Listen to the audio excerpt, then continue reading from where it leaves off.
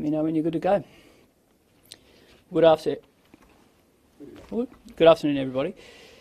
This is a truly alarming report, and it looks at the structures the government has in place to protect people in domestic and family violence situations, and it shows the state is failing its citizens.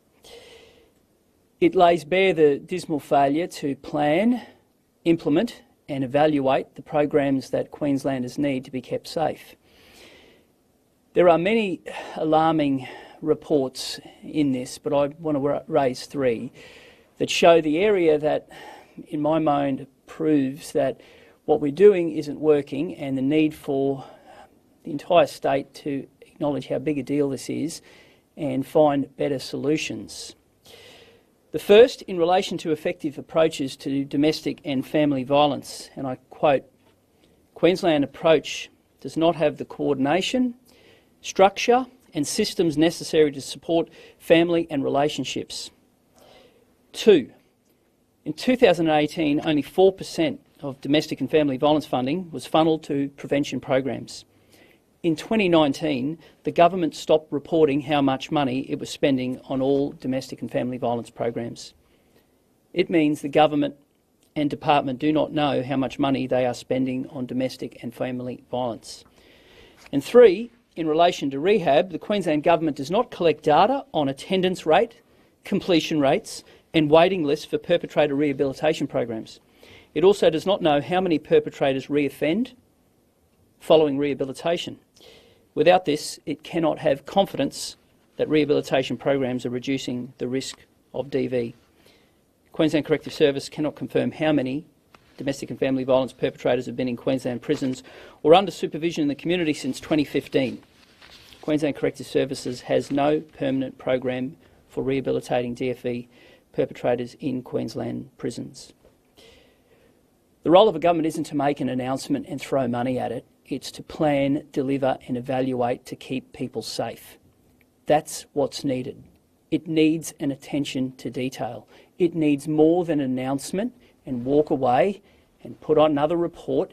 It takes a coordinated effort.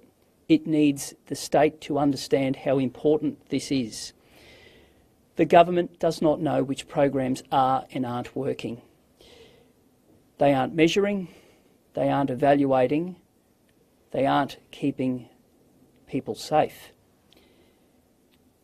The horrifying ramifications of this report show that there is so much more that can be done with better planning, delivery and evaluation, and it has to start today. I'll ask our Shadow Minister for Women, Ros Bates, to say some words. Thank you, David. Ros Bates, Shadow Minister for Women and Domestic Violence Survivor.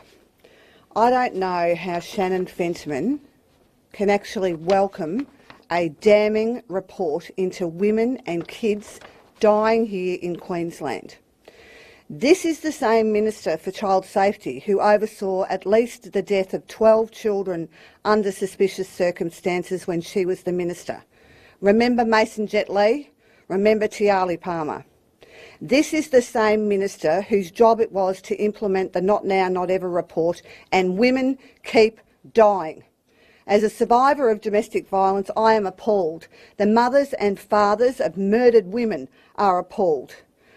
Some of these tragic outcomes, let me remind you, this was under the watch of Shannon Fentiman, who has either been the Minister for Women or the Minister for the Prevention of Domestic and Family Violence. Chelsea Schilling, Tara Brown, Teresa Bradford, Larissa Bealby, Melinda Horner, Karina Locke, Fabiana Palaharis, Kim Cobby, Mary Benedetto, Kelly Wilkinson, Hannah Clark and Doreen Langham.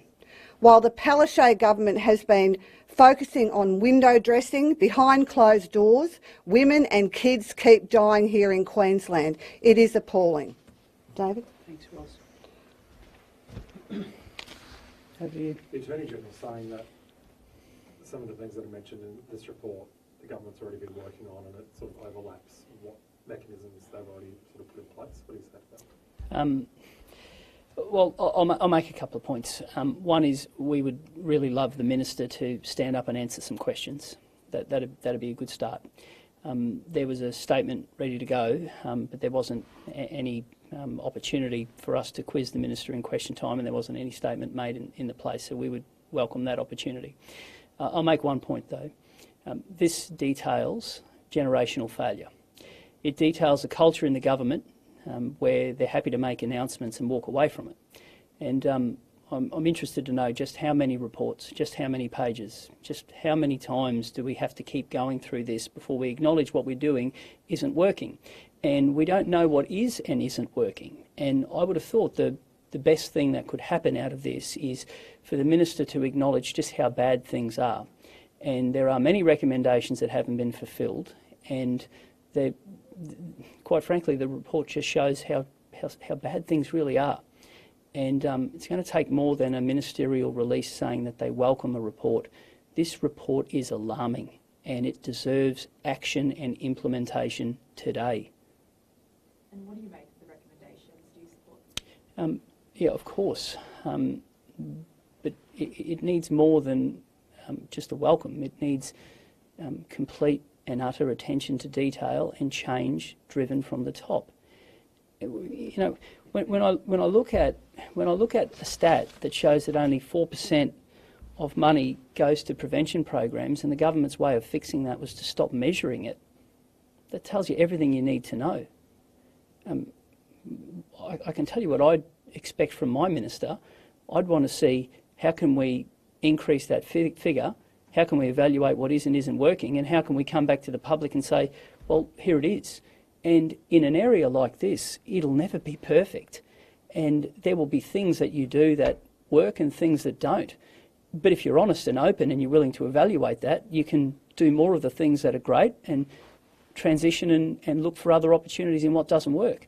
But what this report shows is a culture that the government would prefer not to evaluate, not to measure, and therefore not to be held to scrutiny. And I think that shows everything that is wrong with a third-term government.